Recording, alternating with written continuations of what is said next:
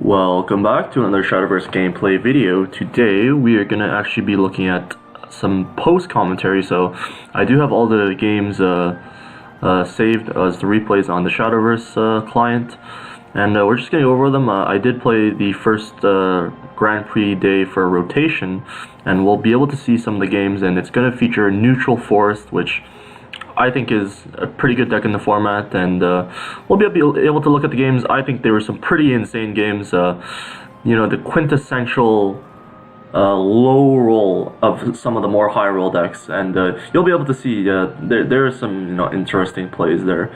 But we'll go ahead and jump into the deck list right now.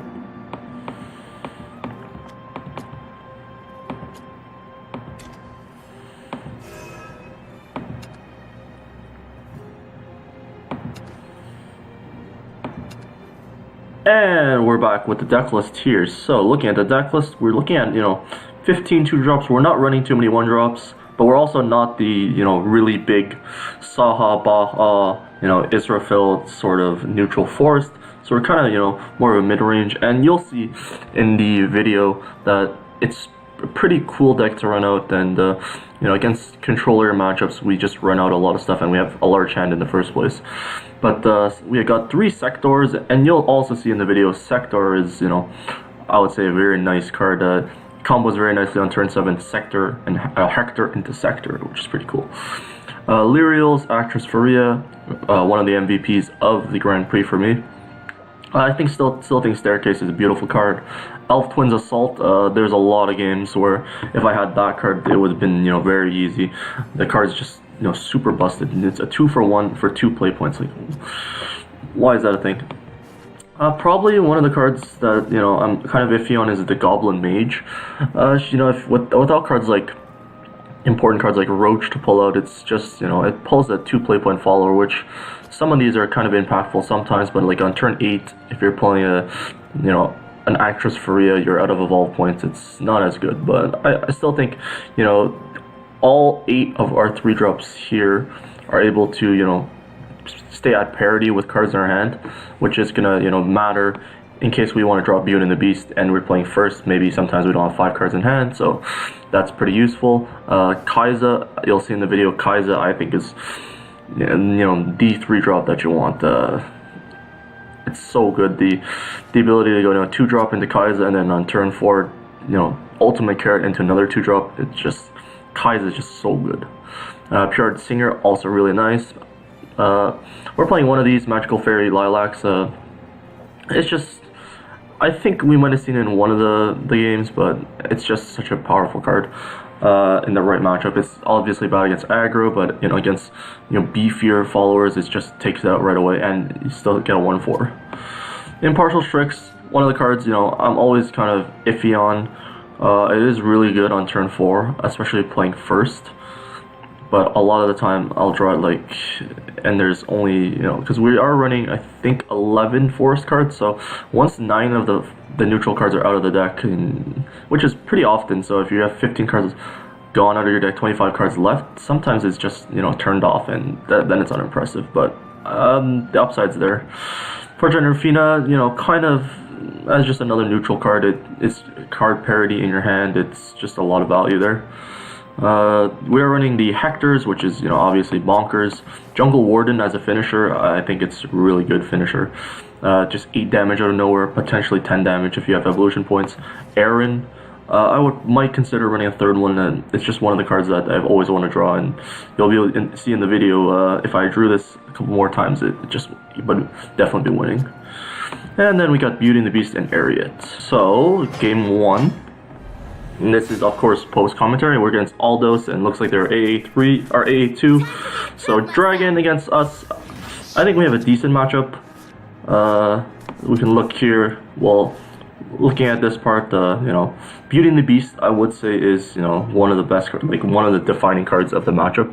If they have no board and we're able to just slam a Beauty and the Beast with evolve, we're probably in a very good position.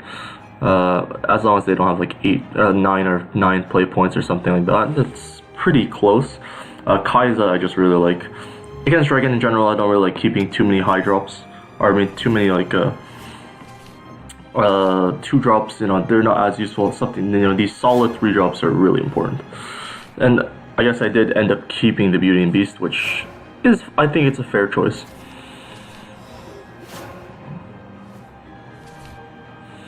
Now, our opponent doesn't have a ramp spell, which is nice for us. And we're just gonna go ahead and play the 2 drops. I mean, every 2 points of damage, let's say our opponent doesn't have removal, every 2 points helps, right? So they did choose to go for a Blazing Breath, which is, I think it's, pretty relevant. Because, maybe they don't have the Breath of Salamander to combo, play something and then deal 2 damage, so which is nice.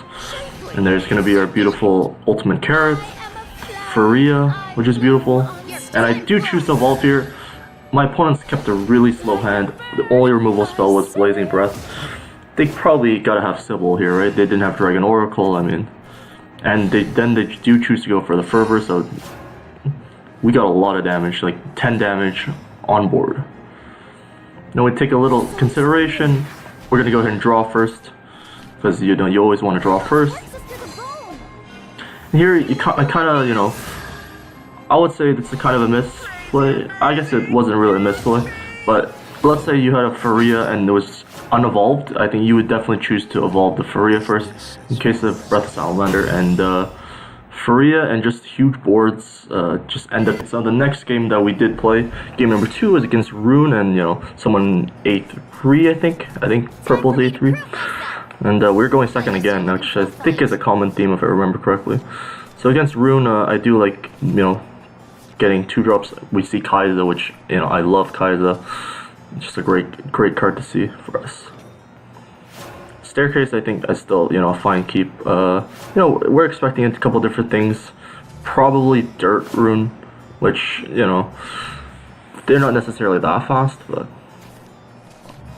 we're correct to, just drop the Staircase, and, yeah, we'll just go from there. Carl, it's kind of annoyance, but, I think that's fine for us overall. Yep, we're just gonna drop the Kai'Sa. Beautiful. And we're gonna see the Hail Golem is a little annoying for us.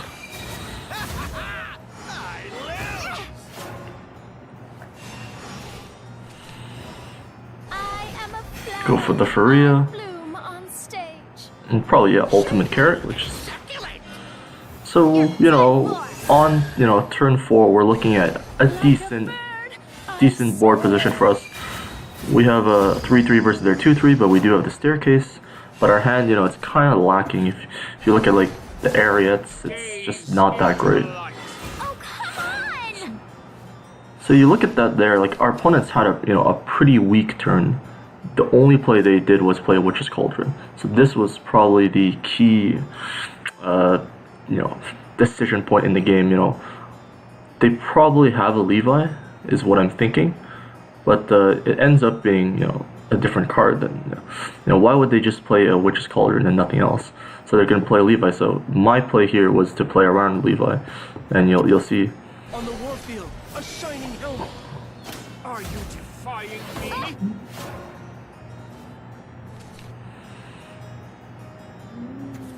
I'll save my... I did not expect the Professor of Taboos at all. It was it's a hard one for us to deal with. So they're gonna end up getting two followers, which is crazy. And then I'm thinking here, we're not looking horrible. If we get a Beauty and the Beast, we're looking not too bad. Like 2 Beauty and the Beast maybe, and then we don't, which is quite annoying. We're not in a great position here. This is one of the places where you're just dumping 2 drops.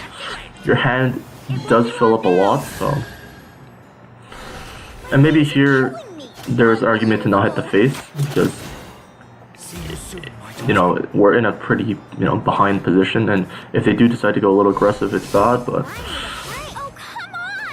this is one of those games where we're just hoping, like, where's the ETA? Where's the ETA? Elf Twins Assault, please, Elf Twins Assault. And it just never came. So yeah. Draw another Staircase. We're hoping to, I don't know what we're hoping to find here. ETA probably. staircase. I mean, we're just trying to maximize the number of cards we put on board. This ends here. This is a kind of a last-ditch effort, sort of. We take out the 3-2, knowing full well that Lyriel has that 1 damage just to take out ultimate carrot in the worst case. And they have the mutagenic gold bolt, so one of those games. Of which, you know, there might be some to follow where, you know, Beauty and the Beast, if it doesn't come on turn 6 or turn 7, it's not necessarily the best, and we have some sort of a last-ditch effort here. We're gonna gain some life. You know, maybe if our opponent doesn't have anything, it's possible, right? Get out of my sight. I don't think I could tell you what the ending is here, like what the my opponent's exactly gonna do, but which is Cauldron is that it's gonna be another. Okay, so there's gonna be a Levi. Ow! It won't be long now. So, you know, looking at the situation, this would okay. So it'd probably be a lot better for us if we were the controller version with Saha, Israfil, and then Baha. You know, if we had Israfil somewhere on this turn or Israfil to gain life, we'd be in a pretty good position. But you know, you'll be able to see the merits of this deck, I feel, in the next couple games, and that's going to be our loss. So we're currently 1-1, and game 3. We're currently 1-1, and we're going to try and go ahead and win another game. This time we're against Rune again, playing second again for some reason. Actually, honestly, I do favor Forest, neutral Forest playing second. I do feel like the extra vault point, as long as we get to play 2 drops on turn 4, we're probably in a great position. And we see the opponent plays Mysterious Knowledge into Mysterious Missile, so we're kind of thinking some sort of Daria deck, and you'll see that this is, you know, I'm thinking back to the game, it seems like a pretty insane game, and you'll see why. So our opponent's already cast 2 spells. You know, their Daria could be at 7 play points, which, you know, that's kind of bad for us. Now it could be at 6 play points. And they have the 4th 1-drop, or the 4th spell, so, you know, Daria is at 5 play points, so we're thinking maybe it's going to be there at turn 5, but we're bracing for the worst, is what I'm thinking. Concentration. Opponent has a lot of cards in hand, and then they do play the Blade Mage, and they trade, which is nice for us. That's telling me that maybe their hand isn't so great. But as much as my opponent's hand isn't so great, you know, what are we really doing? Like, yeah, it's gonna be Conjure Golem. We do know that they have the Mysterious Circle, and they do have the Mysterious Missile, which they haven't used yet. On the warfield, a shining helmet. Now here, I decided to just go for the Hector.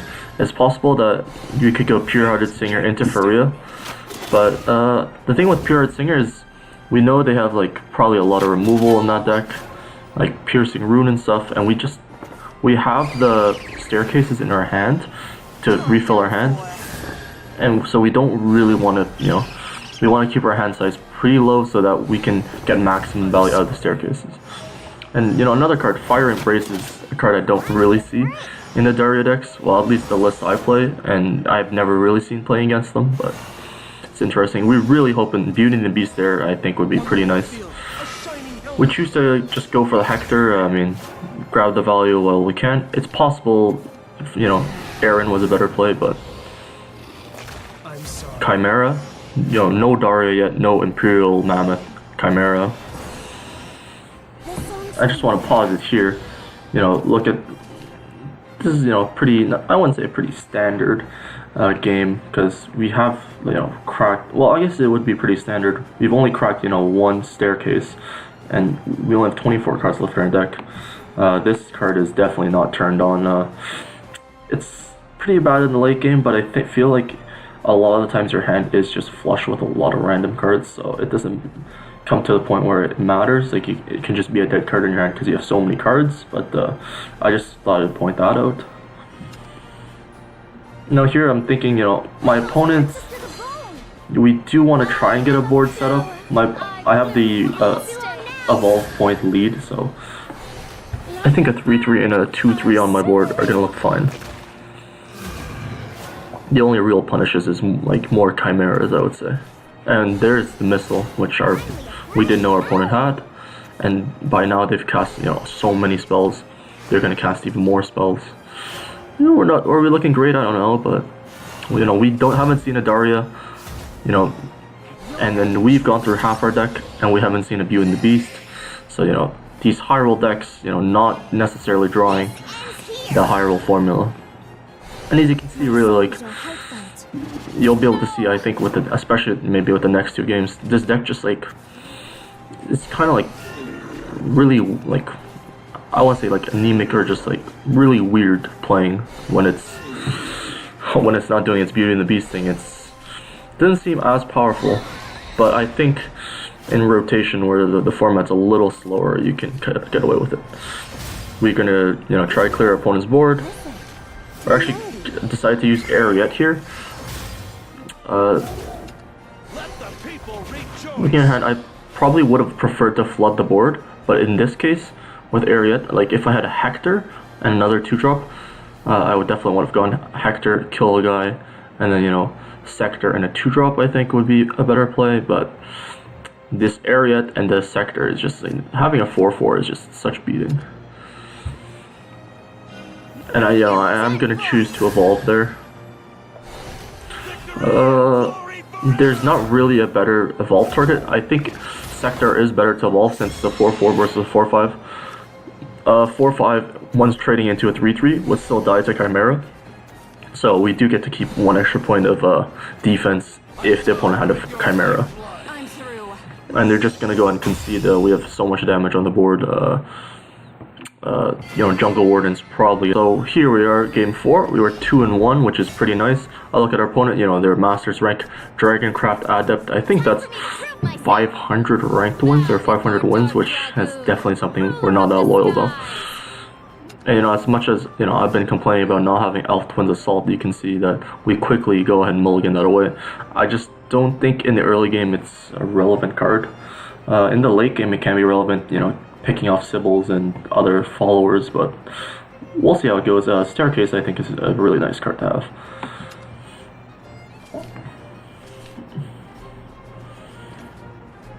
We can see for our first game playing first, which is a welcome change. I think it is slightly better to play first against Dragon. I wouldn't know though.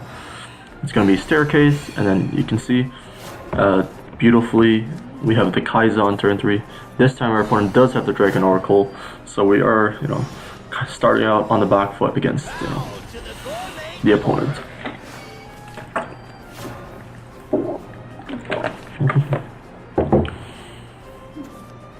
Blazing Breath, once again we're thinking, they used the Blazing Breath, would have been better for them to use a Breath of Salamander. But I guess you can think about Breath of Salamander in that it does have the enhance, even if it's less efficient. And then our opponent plays, Dragon Warrior, and then we're in the tank. What kind of decks play Dragon Warrior? And I was expecting the trade, and then he busts out the Blazing Breath, which it's the worst case scenario for us for sure. I did feel like playing the Jungle Warden and going for this path was a better play. My hope was, if he just plays a Breath of Salamander, or if he just plays a Sibyl, trades nicely into our Jungle Warden, and it's gonna let us, crack the Staircase, which is, I think, really important. The fact that Sibyl is a 5/6 after evolution is what swayed my play right there. And with the theme of this Grand Prix is that we certainly did not get the Beauty and the Beast when we needed it. And turn 8, there was some Saha possibilities, but our opponent just goes prepping, in what I would believe to be a Baha, right? Bahamut, is clearing the board. I'm gonna be filling the board with random stuff. Hector's 3 damage doesn't, I don't think, matter as much, especially when we have 2 Elf Twins Assaults in our hand. So going for the face is pretty nice. and then they just go for Breath of Salamander. So I'm like, you know, they have a bunch. They have 3 Israfils and 3 Bahas in their deck. They haven't drawn it. We have 3 Beauty and the Beast in our deck. We haven't drawn it. This is a weird game. Like, what's going on?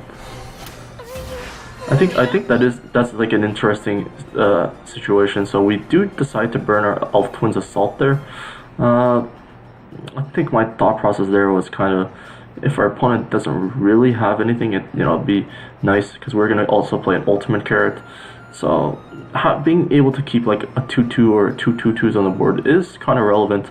We're gonna try and peck away at our opponent because eventually they'll probably draw one of their big drops, right? Maybe a little aggressive, but Elf Twins Assaults are really only good against like Sybil, and we did have 2 of them, so that's how I did look at that. And then our opponent plays a Rahab, and what are these dragon decks, dude? Playing Rahab, like, what is going on?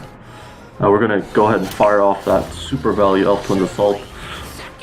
Definitely, I would say one of the most busted cards in the game, Elf Twins Assault. I do choose to evolve here. I mean, we didn't see Bahamut last turn, or on any turn, and I think they've been pretty clear chances to play it. Our opponent might be like kind of slow rolling it, holding it up in reserve because they don't have to use it, but my gut was telling me Bahamut was the call there. And also, if our opponent has Saha, or not Saha, Israfil, the evolve saves most of my followers from Israfil, which is nice. They do, have this more of a controlling mid-range kind of stuff. Luckily, we have this card, Lyriel, so Aaron into Lyriel is just gonna clear the opponent's board very nicely. And we've been able to flood the board a lot. And what's really great is, you look at our hand, it's kind of bad. But we're gonna, if our opponent plays, a Baha or something, clear our board, we're still gonna have 5 cards in our hand. And 3 of them are gonna be neutral. So our opponent plays Baha here. And then we'll go carrot, and if we draw, Beauty and the Beast here, it's a playable card. It is going to be Aaron for us, and I decided to play Hector here, and then the double ultimate carrot. It is more kind of a risky play, but I just wanted to have a lot of cards on the board. And our opponent plays Zernitra, so I'm thinking like, what kind of deck is our opponent playing? Really? It's got Happy Pig, and Bahamut, here's where it shows, Bahamut being a 9/9, it's gonna show.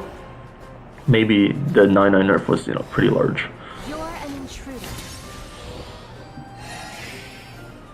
Because if it was a 13/13, I don't think we really had a chance. And I'm actually gonna try and divert my attention to the face here. My idea is my opponent's cards that they're gonna draw aren't necessarily that great. I mean, they have a lot of big hits, but like, maybe it's mostly Israfils and Bahamuts. And of course they do have the Breath of Salamander, but there's a reason we run some of the cards that we do run. And we're hoping for something big here. We're hoping for something big. And then we do end up getting a Beauty and the Beast, which is pretty funny. It is probably going to force our opponent to trade into the Beauty and the Beast. Like, probably no matter what. I would think so. Like, they're probably going to be scared. And then now we're looking at it weird. And then my opponent doesn't play the card in their hand. Like, then what am I, like, I'm thinking, what card would you not play? Like, it's super weird. I do, decide to take out the Sybil here. And then we're gonna, play our Fortune Hunter here. And then probably an Ultimate Carrot.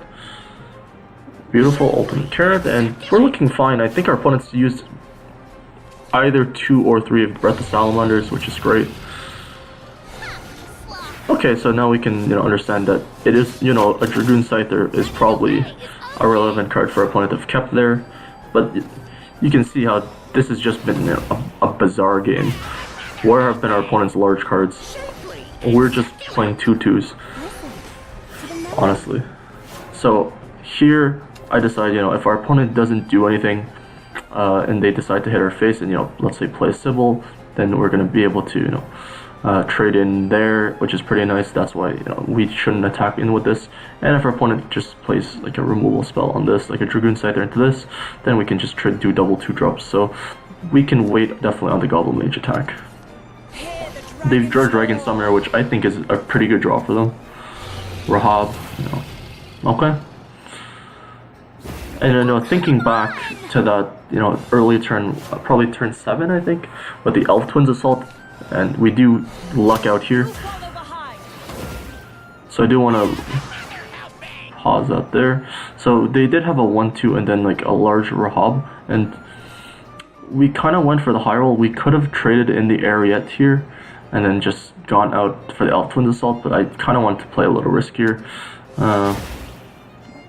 Or rather, if the Elf Twins Assault was going to hit both Rahabs, it would have been better for us. So I did want to play a little more risky, but looks like our board is looking pretty nice. It's bad against a lot of things, but not that. We're going to go ahead and go to 3-1, which is beautiful, and head into Game 5, you know, for the chance to be in Group A. So with Group 5, first thing I'm going to remember is that, you know, I looked here and I looked, you know, our opponent's, you know, green, I think that's B or C tier, and they're a first fair. I'm like, yeah, I'm thinking to myself, okay, well, it looks like we have a high chance of making it to 4-1.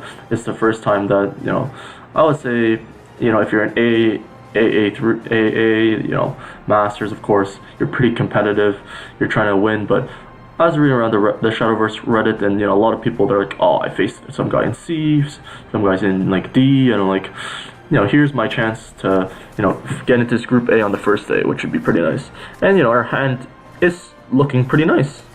I think this hand is better playing first, which I think we do play first, yeah. So we went second the first 3 games, and then now we're going first for 2 more games. I'm like, okay, my opponent, what are they playing? Oh, they didn't have anything. Well, that's good for me. You know, are we playing the mirror matchup is something I'm thinking of. And they play Water Fairy, I'm like, okay, are they just playing the basic deck? That would be very nice if they're just playing the basic deck. I'm trying to get this win here. I do still decide to, you know, go for a little bit of border control. If they're playing the basic deck, Beauty and the Beast is going to be very nice. And then Sylvan Justice, and I'm like, okay, you know, that's a little annoying, but yeah, we'll deal with it. Your boy Impartial Strix is here, being a 5/5, which is, you know, obviously great for us. You know, I'm like, oh, beautiful. And then they play Wood of Brambles, and I'm thinking, and it doesn't feel like the basic deck. And then Insect Lord, and I'm thinking, that definitely doesn't feel like the basic deck. And I, you know, I was getting pretty worried here. I'm like, our opponent's playing Aggro Forest. Honestly, Neutral Forest doesn't fare like amazingly against aggro decks, because a lot of the early game is just playing followers and not enough removal spells. So I was getting a little worried. We're gonna just try and draw into our Beauty and the Beast. Wood of Brambles doesn't even affect Beauty and the Beast, which is nice. And our opponent plays Goblin Princess, and I'm thinking, what is my opponent playing? Like,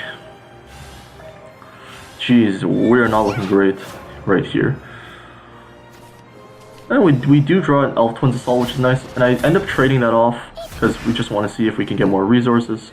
And, you know, Elf Twins Assault, I think, you know, Elf Twins Assault there is kind of, you know, obviously our opponent's not going to have Wood of Brambles on their next turn, but the option to go for the Elf Twins Assault, I think, is, you know, it's the correct option. Clear opponent's board up if they have Elf Song, because they are playing some sort of aggro deck, right?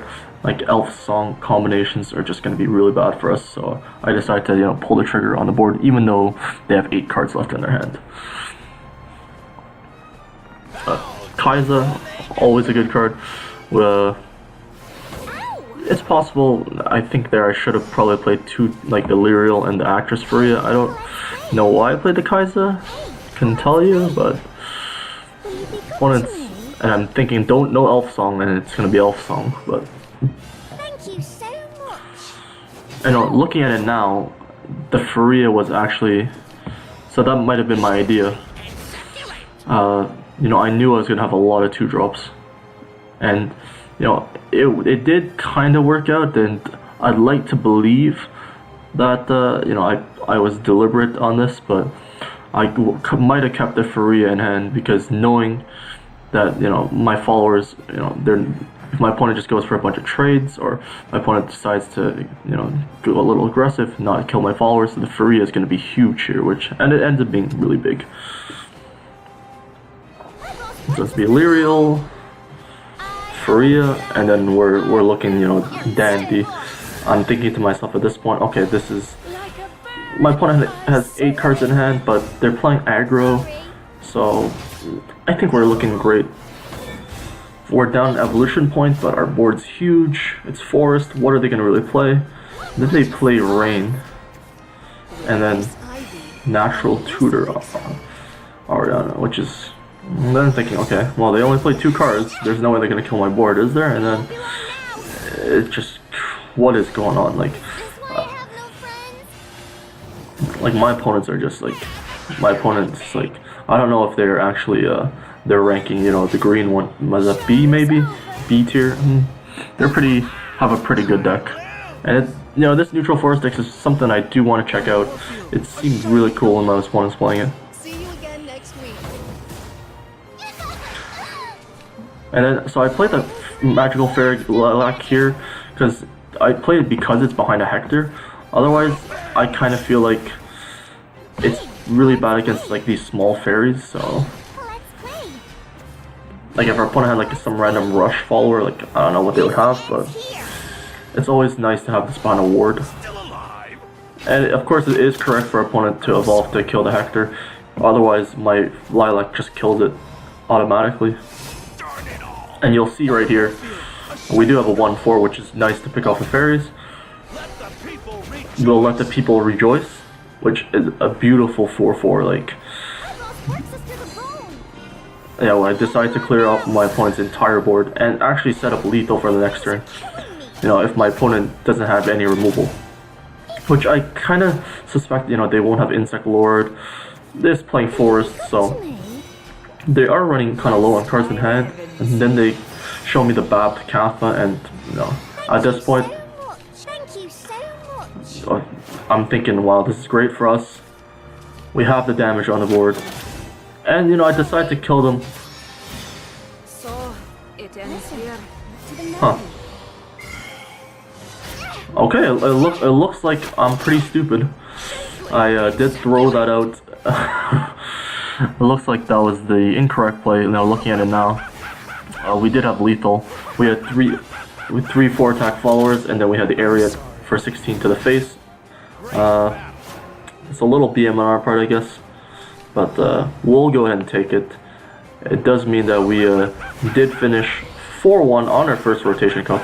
Unfortunately for you guys, it was a post commentary, and I normally wouldn't post it, but I really think there's a bunch of interesting games. You could see that the Daria game against Rune was, you know, what kind of game was that? You know, both of us had drawn over 20 cards from our deck.